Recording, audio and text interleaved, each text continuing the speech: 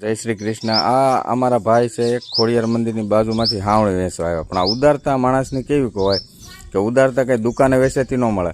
અમારા આ મેરડીમાંની ડેરી છે બરાબર, તો અહીંયા ચોમાસામાં ગયા વખતે ભાઈ વેચવા આવ્યો ને તો મફત હાવણી મૂકી દીધી, તો હાવણી પલ્લી ગઈ આ વખતે। તો મેં કીધું ભાઈ એક માતાજીને હાવણી લેવી છે, તો મને કે પૈસા નથી જોતા। હવે એ માણસ પોતે મજૂરી કરે છે અને ગામડે ગામડે રખડે છે ને એની રોજી રોટી રડાય છે। હવે 50-60 રૂપિયાની હાવણી છે તો એ કે 1 રૂપિયો નથી જોતો। એટલે ઓલા કહે ને કે ઉદારતા અંદરથી આવે, દિલમાંથી આવે, લોહીમાંથી આવે, એના કઈ હા એમ કે નથી એમ, પણ આપણે બાલ બચ્ચા ને આપણે સુખી હોય ને બસ બસ રૂપિયાનું નથી, હું તમને રૂપિયાનું નહીં પૂછું। સાંભળો જો કેટલી મસ્ત વાત કરે છે। દીકરી દીકરા કેટલા છે? સાચી વાત છે, 1-2 બરોબર।